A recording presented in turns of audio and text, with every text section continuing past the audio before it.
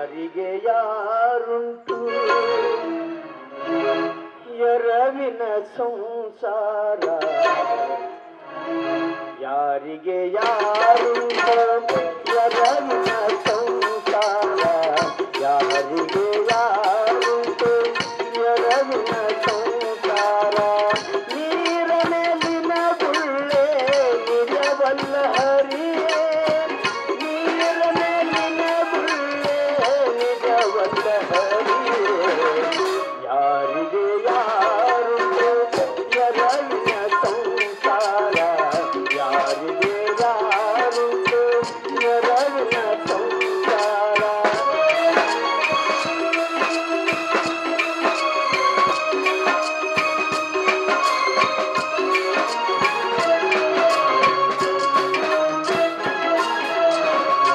ಬಾಯಾರಿತ್ತು ಎಂದು ಬಾವಿ ನೀರಿಗೆ ಹೋದೆ ಬಾಯಾರಿತ್ತು ಎಂದು ಬಾವಿ ನೀರಿಗೆ ಹೋದೆ ಬಾವಿಯಲ್ಲಿ ಜಲಪಟ್ಟಿ ಬರಿದಾಯ್ತು ಹರಿಯೇ ಬಾವಿಯಲ್ಲಿ ಜಲಪಟ್ಟಿ ಬರೆದಾಯ್ತು ಹರಿಯೇ ಬರೆದಾಯ್ತು ಹರಿಯೇ ಯಾರಿಗೆ ಯಾರುಂಟು ಎರವಿನ ಸಂಸಾರ ಯಾರಿಗೆ ಯಾರುಂಟು ಎರವಿನ ಸಂಸಾರ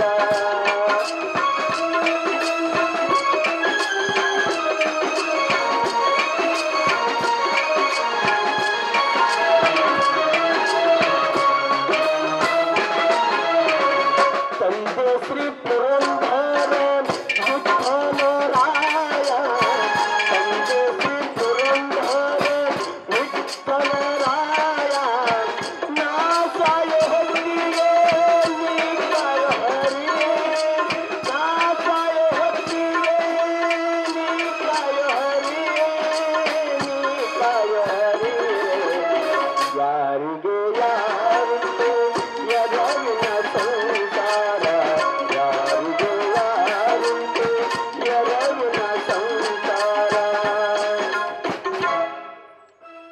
ದೇವ ನಿನ್ನ ಕಾಯುವ ಪರಮೇಶ್ವರ ನಿನ್ನ ಜಗದಲ್ಲಿ ನೀತಿಯಿಂದ ಬಾಳುವ ಮಾನವರಿಗೆ ಎಷ್ಟೊಂದು ವಿಚಿತ್ರವಾದ ಕಷ್ಟಗಳನ್ನು ತಂದು ಒಡ್ಡಿದ್ದೀಯ ತಂದೆ ನಾನು ಬದುಕುವುದು ನಿನಗೆ ಇಷ್ಟವಿಲ್ಲದಿದ್ದರೆ ಮತ್ತೇಕೆ ಭಾರತೀಯನ್ನು ನನ್ನ ಹೆಂಡತಿಯಾಗಿ ಮಾಡಿದ್ದೆ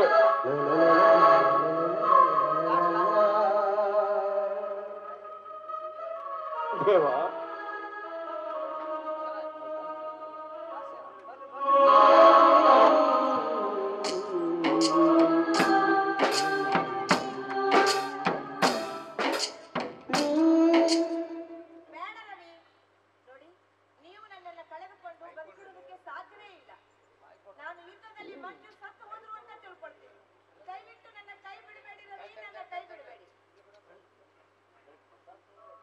ಕರೆಕ್ಟ್ ಭಾರತಿ ಕರೆಕ್ಟ್ ನಿನ್ನ ಕೊರಳಿಗೆ ಎಷ್ಟಾದರೂ ನೀನು ರವಿಯ ಹೆಂಡತಿ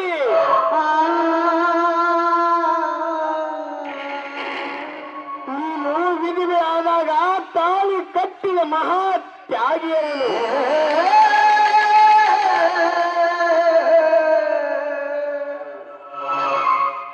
ನಿನ್ನಿಂದ ದೇವರಿಂದ ಸರ್ಕಾರದಿಂದ ನ್ಯಾಯ ನೀತಿ ಧರ್ಮದಿಂದ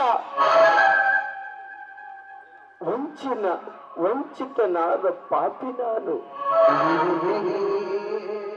ನಾನು ಪಾಪಿ ಅಲ್ಲವೇ ಒಬ್ಬ ದೇಶ ಸೈನಿಕನಿಗೆ ಹೆಣ್ಣಿನಿಂದ ನ್ಯಾಯ ನೀತಿ ಧರ್ಮದಿಂದ ಸಿಕ್ಕಿದ್ದು ಫಲವೇನು?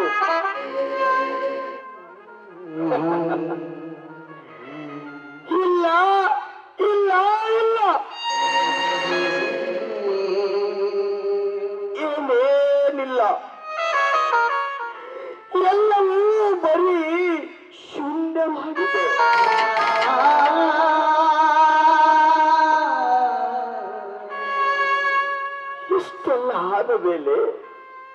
ಬದುಕಿರಬೇಕೆ? ಸಾಧ್ಯವಿಲ್ಲ. ನಾನು ಬದುಕಿದ್ದು ಫಲವಿಲ್ಲ.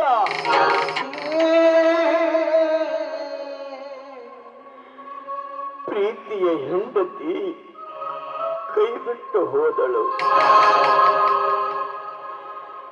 ದೇಶದೊಂದಿಗೆ ಹೋರಾಡುವಾಗ ನಾನು ಸತ್ಯ ಎಂದು ತಿಳಿದುಕೊಂಡು ಮತ್ತೊಂದು ಮದುವೆ ಆದಳು. ಹಾಗಾದರೆ ನನಗೆ ಸಮಾಜದಲ್ಲಿ ಸಿಕ್ಕಿದ್ದಾದರೂ ಏನು?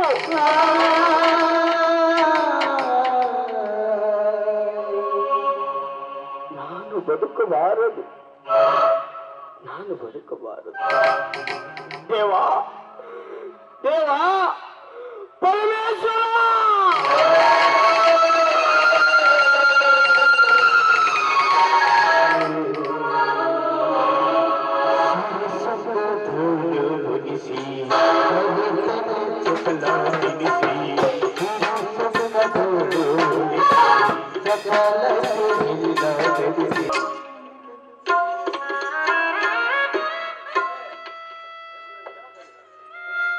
ಭಾರತಿ, ಮಂಜು ಗಾಢ ನಿದ್ದೆಯಲ್ಲಿ ಮಲಗಿದ್ದಾನೆ. ಅವನ ಕನಸಿನಲ್ಲಿ ನೀನೇ ಸ್ವಪ್ನ ಸುಂದರಾಗಿರುವೆ. ಅವನ ನಿದ್ದೆಯನ್ನು ನಿನಗೆ ದೋಷಭಂಗವಾಗುವುದು. ಅವನನ್ನು ಎಬ್ಬಿಸಿ ನೀನು ಅವನ ಪಾದಕ್ಕೆ ಅರ್ಪಿತವಾಗು.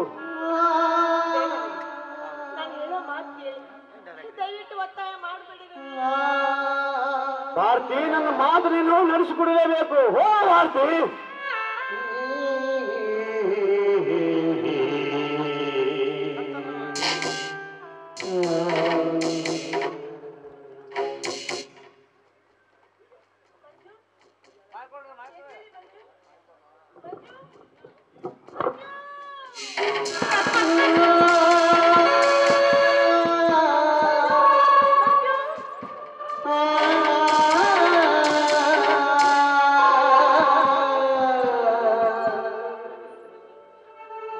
ಮಂಜು, ನೀನು ನಿಜವಾಗಿ ಪರೀಕ್ಷೆಯಲ್ಲಿ ಗೆದ್ದೆ. ಮಂಜು, ಗೆದ್ದೆ. ನಿನ್ನ ತ್ಯಾಗ ಈ ಜಗತ್ತಾಂಬರವಾಗುವುದು. ನಿನ್ನ ಉಸಿರು ಮಂಜು ಮರಿದಿಯಾಗಿ ಸಂಸಾರ ಮಾಡೋ ಪುಣ್ಯ ಅಂತೂ ನೀನು ಪಡೆಯಲಿಲ್ಲ. ಭಾರತಿ, ನಿನ್ನ ಆಸೆ ನಾನೇ ಇಡಿಸೆ. ಬಾ ಭಾರತಿ, ಬಾ. ಏಕೆ ಶಿಲ್ಪಿ ಅಂತ ಕೂತಿರುವೆ? ಭಾರತಿ ಭಾರತಿ.